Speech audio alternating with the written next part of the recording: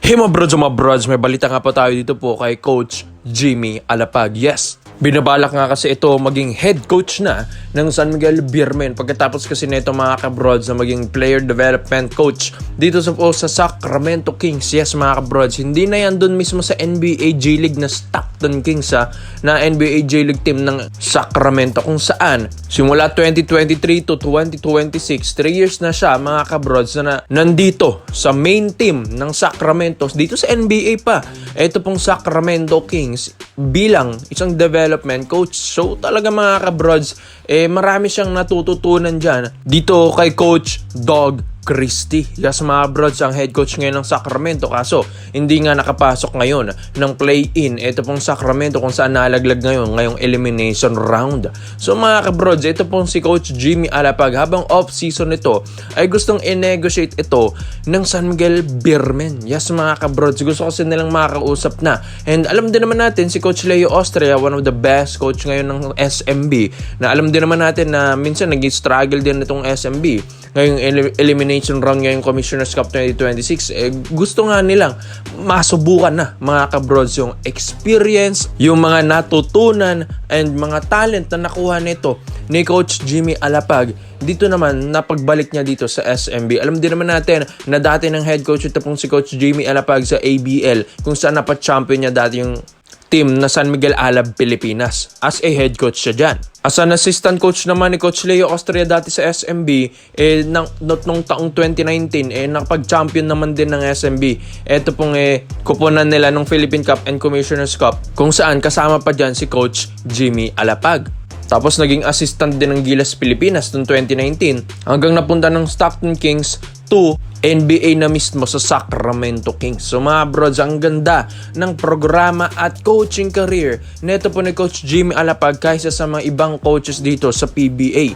Kaya nga, nagrabe ito. Grabe yung mga natutunan nito. Kaya sabi nga nila, why not subukan nila ito pong sistema ni Coach Jimmy Alapag dito sa Gilas Pilipinas. Dahil subok na ito, NBA pa mga kabrods, mga nahawakan nito, NBA players pa. Kaya mga kabrods, ay yakang-yakan na lang yan nito ni kay Coach Jimmy Alapag. Kapag galing kang NBA, syempre mga brods, mas mataas na yung mga natutunan mo.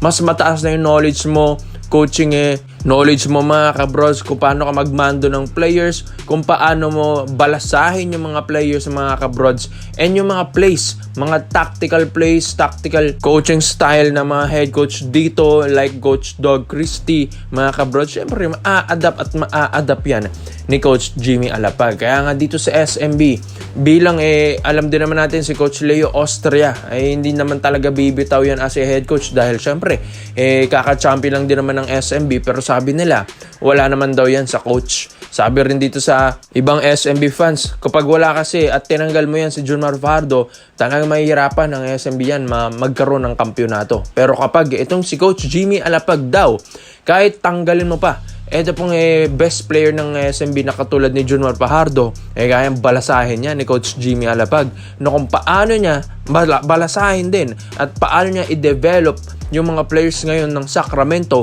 ganun din ang gagawin niya dito sa SMB.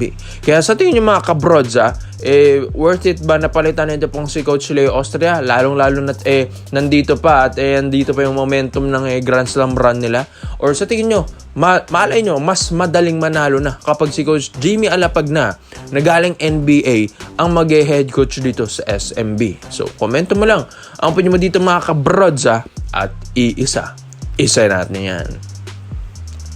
Kung po tayo sa kabalawalitan naman natin mga kabrods, ito na nga, free agent Nick Demisis, itong 6'4 forward na ito, plus ito pong si Hassan Whiteside, ang 7-footer former NBA player mga kabrods, gusto ngang ihabol ng Ginebra ito pong mga players na ito bago mag-playoffs round. Unahin muna natin ito pong kay Nick Demisis. Alam din naman natin ito pong si Nick ay former PBA player na dati rin naglaro last year sa Reynosa and Elasto Painters. Ito 34 anyos lang ito pong si Nick Demisis mga kabrods, okay pa.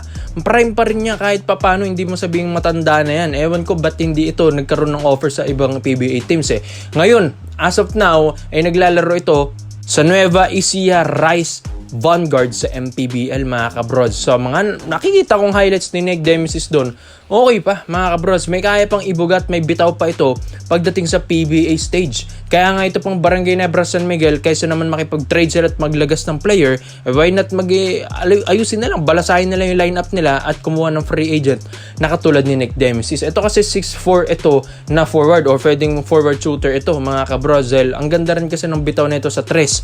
May shooting din talaga ito pong si Nick Demesis. Tapos mga brods, maganda rin ang physicality nito sa ilalim. Maganda rin ang athleticism nito. Mabilis din na 6'4" na player mga kabrods. Kaya malaking tulong ito para sa Barangay Nebra San Miguel. Kaya nagulat na lang din ako ba't wala pa rin offer ito pong si Nick sa PBA, knowing na magaling naman na player at matinupang player at coachable pa. Madaling turuan mga kabrods. At syempre, para sa Ginebra naman, malaking tulong na rin at madadagdagan. Ito pong wings ng Ginebra at shooter ng Ginebra kung si Nick Demesis ang kukunin mo via free agent pa. So ito pa mga kabrods, Hassan Whiteside. Ito naman, alam kong nabalita na rin natin, na-report na rin natin ito, na itong si Hassan Whiteside ang isa sa mga minamata ngayon ng Ginebra na pwedeng ipalit kay Justin Brownlee. Alam din naman natin na si JB, alam natin na kayang ipanalo ni JB yung mga ibang games dito sa elimination round. Ang tanong, kaya ba niya ito hanggang playoffs round? Dahil hindi man ako nagkakamali, 3 to 4 years na hindi napapa-champion ni Justin Brownlee na ang Barangay Nebra San Miguel. So panahon na ba mga kabrods para palitan na si JB? Alam natin na masaya pa. Yes, masaya pa yung mga Ginebra fans ngayon na medyo umaangat-angat pang standing ngayon ng Ginebra. Pero pagdating ng playoffs round, sa tingin nyo ba aangat pa rin ang Ginebra at makakatungtong ng championship stage? Syempre mga kabrods, yun ang tanong. Alam din naman natin na malaking respeto natin kay Justin Brownlee, pero iba pa rin kapag meron kang 7-footer na former NBA player na katulad ni Hassan Whiteside. Alam din naman natin na ito pong si Hassan Whiteside ay naglalaro ngayon sa Shanghai Sharks sa CBA, and alam ko mga kabrods, ang dami na itong matutulong sa Ginebra in terms of offense and defense. And yes, bakit? Dahil naging NBA All-Defensive Second Team ito noong 2016, tapos NBA Rebounding Leader noong 2017, two-time NBA Blocks Leader pa noong 2016 and 2020. Ito pong si Hassan Whiteside. Kaya pagdating sa depensa, sa hustle, rebounds, mga kabrods, stats, asahan mo na si Hassan Whiteside dyan mga kabrods. Pagdating naman sa scoring, okay yan. Yes, sabihin natin na si Brownlee mas scorer ito kaysa kay Hassan Whiteside, pero iba pa rin kapag NBA mga brods. Why not ito ang gawin at ipalit ng Ginebra kay Justin Brownlee, dahil ang pinaka-weakness naman talaga ng Ginebra ngayon ay big man position. Pero pag meron kang sigurong 7-footer na dyan,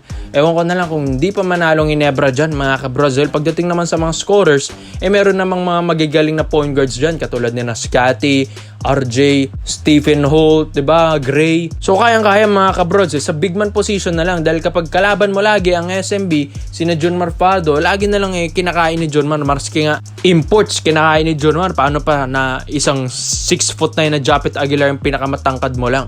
Kaya sa tingin nyo mga brods, ito pang magandang additional sa Ginebra bago ang playoffs round. Nick Demesis, 6'4", shooter plus. Ito pong si Hassan Whiteside, ang 7-footer, former NBA player. Komento mo lang mo dito mga brods at isa natin yan. Salamat po sa panonood mga brods. This is for Basketball Trade Option lang.